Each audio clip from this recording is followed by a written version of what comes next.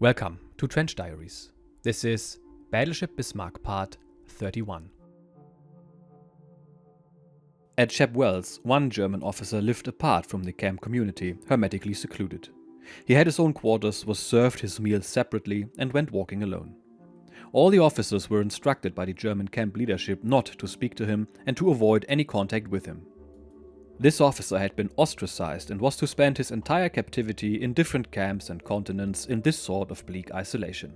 He was Kapitänleutnant Hans Rahmlow, former captain of U-570, the boat whose capture by the British in August of 1941 I have already mentioned. I was completely in the dark as to the exact circumstances of the loss of the U-boat and his being taken prisoner.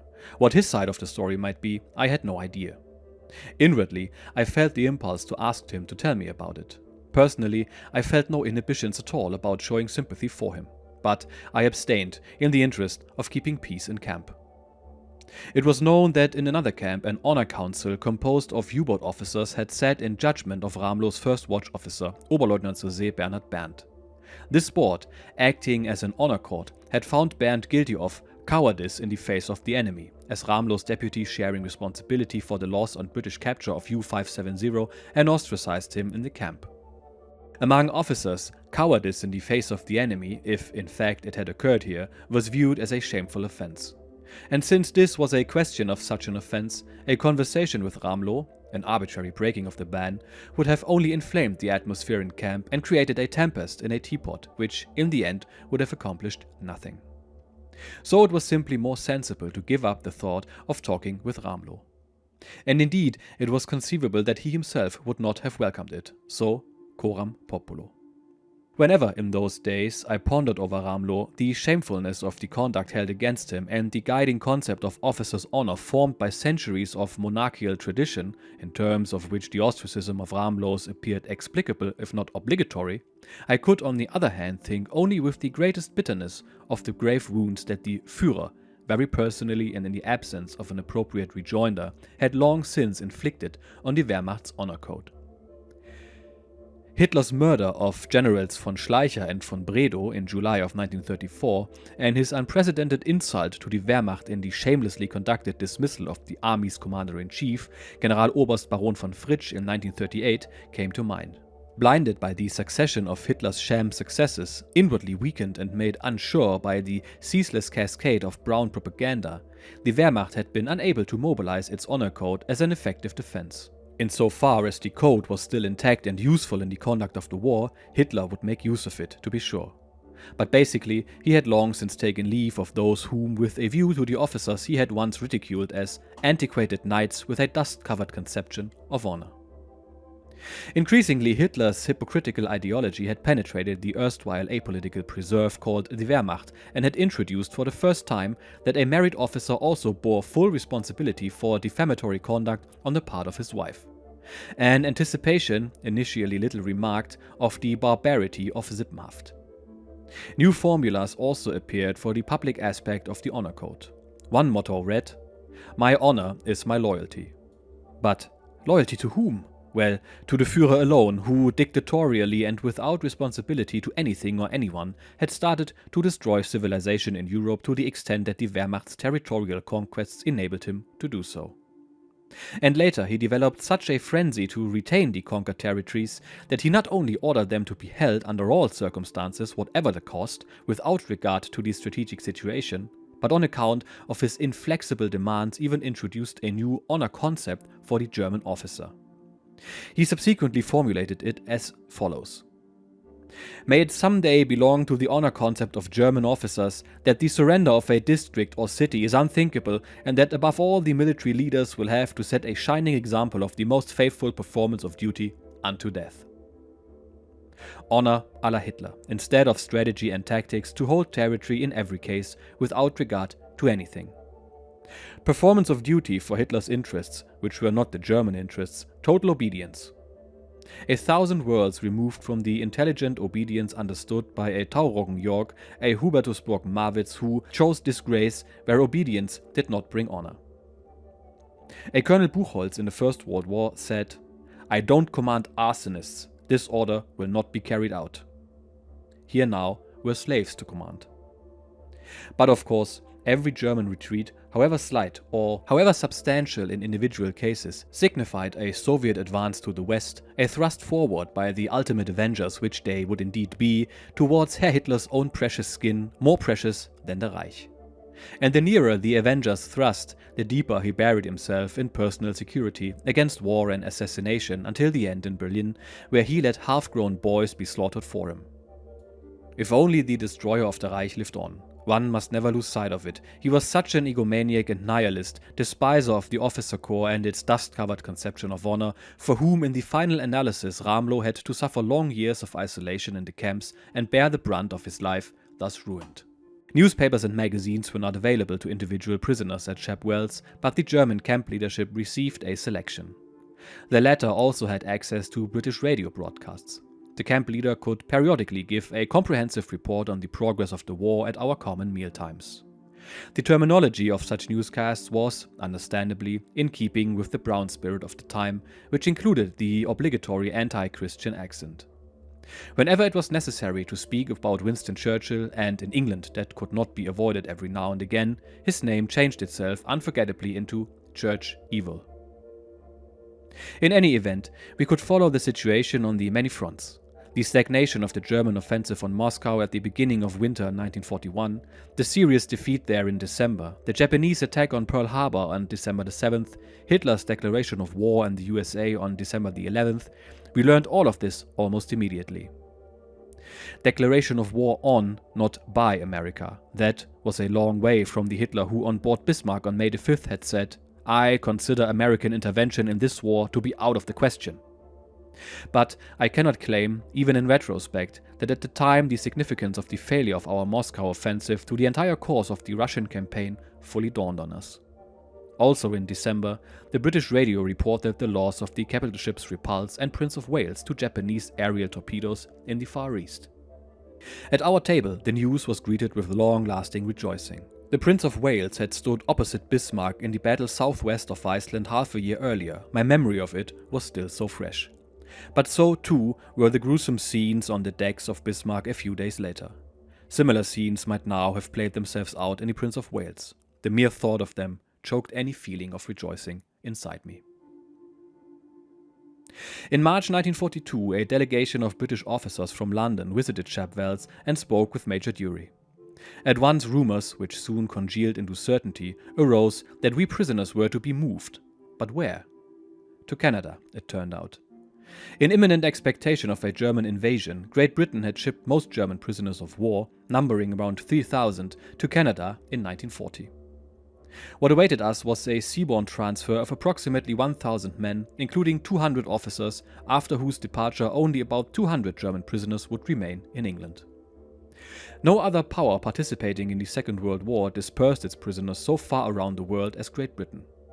Besides the British Isles themselves, in Australia, Canada, the USA, Egypt, Tunisia, Algeria, France, Belgium, Italy, Austria, Norway, Cyprus, Malta, Gibraltar and, at times, still other places. By the end of 1942, more than 10,000 German prisoners were to be brought to Canada from camps in the Near East.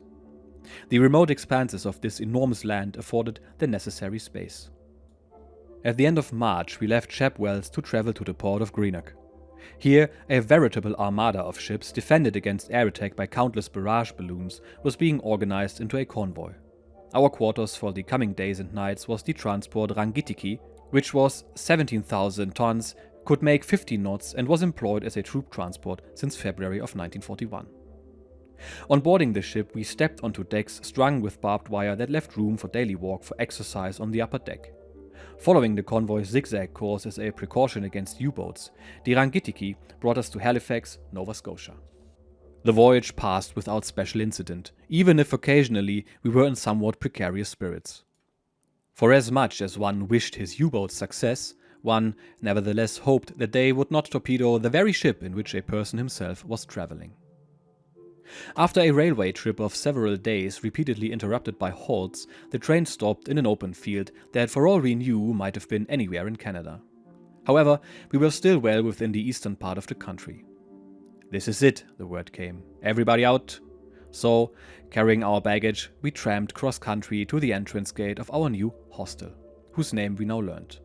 Bowmanville, established as a prisoner of war camp in 1941 and in the meantime occupied by hundreds of German officers. More than 100 German enlisted men looked after the cleanliness of the quarters and worked as barbers, tailors, cobblers, carpenters and cooks.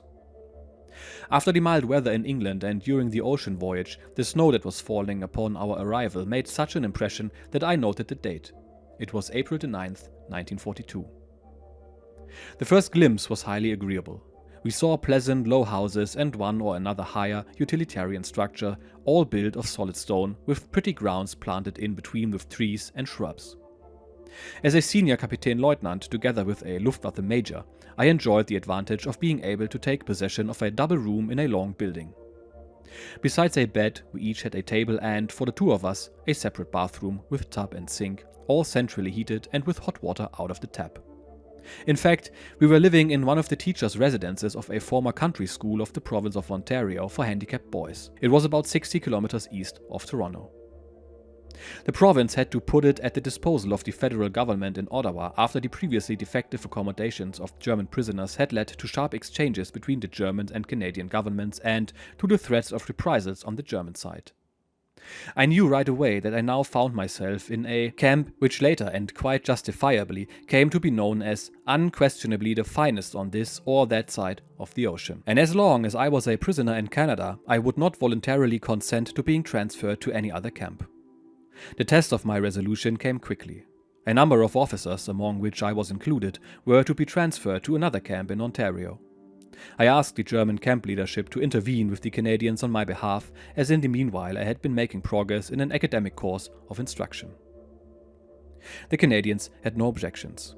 Only the number of men transferred mattered. In such cases, there were always volunteers. The truly comfortable accommodations, although for junior officers extremely cramped in interior space, were matched by the other camp facilities. Reading and workrooms in the houses, later wooden barracks were built for classrooms, an auditorium for assemblies, a large gymnasium and beside it a heated swimming hall, a large kitchen next to the dining room, a dispensary, handball and volleyball courts, tennis courts that in winter were covered for ice hockey and figure skating, football fields, a track, fields for gymnastics, medicine ball, etc. Land for laying out little gardens of vegetables or ornamental plants, a hothouse for tropical plants, and in exchange for one's word of honor not to escape, it was possible to take supervised walks outside the camp, to swim in nearby Lake Ontario and, in winter, to ski and toboggan. On their word of honor, those interested could also work on the adjacent camp farm. This produced extra potatoes, vegetables and kitchen herbs. In the course of time, horses, cows, chickens and pigs were also obtained. Inside the camp, there was even a little zoo consisting of 2 rhesus monkeys, 3 raccoons, a little crocodile, and 2 tame ravens and tortoises. The contents of the camp library were already imposing upon my arrival and increased significantly in the years to come. Thus, Bowmanville offered ample employment for mind and body and adequate freedom in the choice of activities. The camp proper was enclosed by 2 barbed wire fences, each 4 meters high, with a knee-high warning wire on the inside. Outside stood tall watchtowers for the Canadian warders, the so-called veteran guards, who impressed us as older, calm and decent men. At night, this security zone was illuminated by searchlights and ground lights and, understandably, as a rule, we were never allowed to leave the houses. At Bowmanville, as at Shap, it was obligatory to make a presentation to the inmates of the camp on the circumstances in which one had been taken prisoner. As there were already about 500 officers in camp, the number of listeners was substantial. When my turn came, before me there sat a representative part of our nation's military bloodline, young men in the spring of life, Navy, Air Force and Army officers, many of them daredevils, decorated, a few highly decorated. They all had been snatched out of the air, off the sea or from the war on land in the years from 1939 to 1941. We soon became accustomed to the daily routine of the camp. A complete roll call was held at 0700 and 1800, and the meal times were at fixed hours. We ate in sections, as the dining hall would not seat everyone at once. The food was good, also in its variety, and abundant. Furthermore, we received a monthly allowance according to rank. For me, as a Kapitänleutnant, it was $28, and later, as a Korvettenkapitän, $32. With this, he could buy additional foodstuffs in the canteen and order personal articles and commodities of every sort, even such things as athletic equipment and lawn chairs from the mail-order catalog of the Eaton department store in Toronto. Rationed quantities of cigarettes and beer were also available. Naturally, the purchase of stronger alcohol was prohibited. Our transfer to Canada could only confirm the suspicion I had harbored since Hitler's attack on the Soviet Union that the war would be a very long one. In any case, I wanted to use the time to come for a serious course of study and hoped to find an opportunity to do so in such a generously equipped camp as Bowmanville. It came soon and was due especially to the preliminary work of two men. On the Rangitiki, Franz Schad, who has already been mentioned several times, had met another open-minded jurist, Dr. Walter Seeburg, a reserve major in the Luftwaffe, in civil life Justice of the Hanseatic Provincial Court and Deputy President of the Reich Higher Admiralty Court.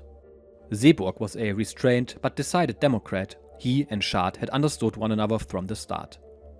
In many conversations below the barbed wire entanglement on the upper deck, walking back and forth near the ship's bridge, they decided to start a program of study in the New World. From the experience in England, they knew that passive resistance was to be expected from the German camp leadership, but this time they resolved they would overcome it. In Bowmanville, this resistance was broken by a threat from Seeburg, the idea for which came from Schad. If necessary, Seeburg would denounce the anti-intellectualism in the officers' camps in a letter to the State Secretary in the Reich Ministry of Justice, Dr. Rothenberger, his former superior. This worked, and the ice melted. The German camp leadership assigned a lecture room as well as a library workroom to the two men for their course. The Faculty of Law was born. On Ascension Day 1942, Franz Schad opened the Bowmanville Law course with a lecture in a side room of the dining hall on the necessity and significance of the study of the history of law, which was also a prerequisite to understanding the various legal systems. I had enrolled as a student for the entire course in jurisprudence. While Schad spoke, the dining hall rang with an anti-intellectual protest as plates and utensils were banged against one another. But such protests soon disappeared. People get used to anything.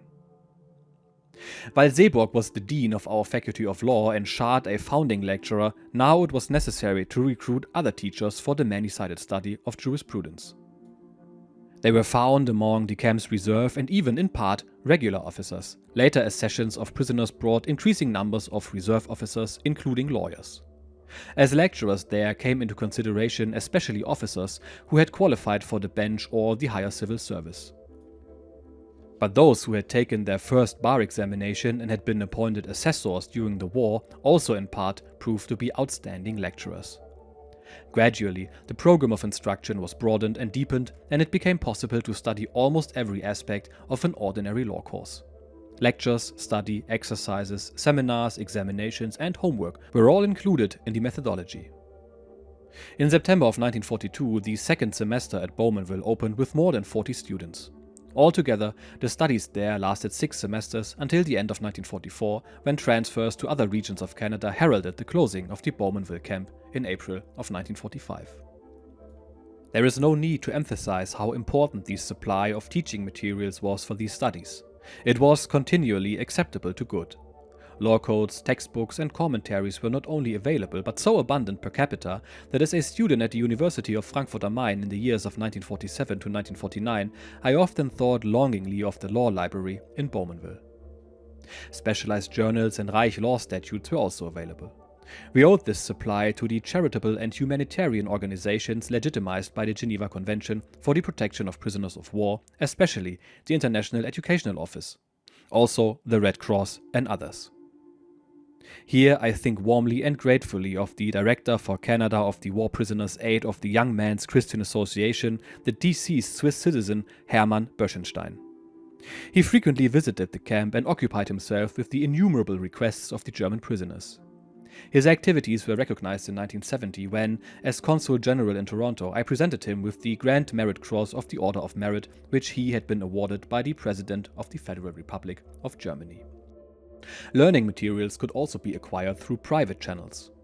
In this connection, hardly anyone was busier than the indefatigable Schad, who from the beginning of his captivity had made requests for literature from personal friends and from official sources in Germany and Switzerland, and received it continuously. Engaged as he now was in research and teaching, he gradually accumulated 700 weight, which is 350 kilograms, of professional publications in his baggage and was allowed to carry them along in his intermittent transfers from camp to camp, undisturbed by the British and Canadian authorities, although according to international agreement they were obliged to allow a total of only 100 weight per officer. Oh yes, Shap and his books. When in 1946, coming from Canada with 28 boxes from the last Canadian camp library in his baggage, he entered a British camp and his comrades there greeted him with the words, "Oh no, here comes the Canuck and he's bringing 28 boxes of democracy." Unforgettable, but the British always had a soft spot for him. Upon his own repatriation, he left his store of books at the last camp in England. After it was closed, the British government sent them to his home address in Württemberg, free of charge and postage paid. One of the prerequisites for my admission to continue law studies at the University of Frankfurt am Main in April 1947 was proof of the 6 semesters of studies that I had completed at Bowmanville.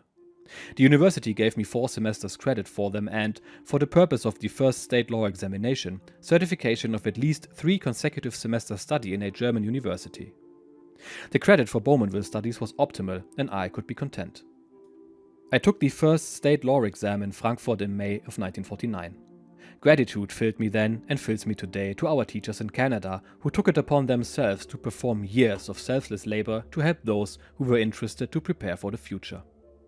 Very special thanks are due to program founder Shap and to the memory of our Bowmanville Dean, Dr. Walter Seeburg, who unfortunately died early. Extremely interesting episode today. Let's start with U-570. As you probably know, U-570 was a captured U-boat where the Allies retrieved an intact Enigma device as well as some code manuals. Both were crucial to cracking German codes. There is a movie of the same name, but we don't talk about that here. Safe to say, both U-570's captain as well as her first watch officer were chastised for not destroying the sensitive material or scuttling the boat to prevent capture. The captain, as you have heard, was sentenced in a court of honor and practically exiled during the war. He died in 1967. The first watch officer actually tried to escape from his POW camp in an attempt to sink the now captured U-570 to restore his honor, but he was shot by the Home Guard in an attempt to flee. On the other side of the pond, our author is studying to become a lawyer, which he actually achieved after the war to end up as a diplomat. Truly an interesting life. So, thank you for watching, and I will see you again in the next episode. Cheers.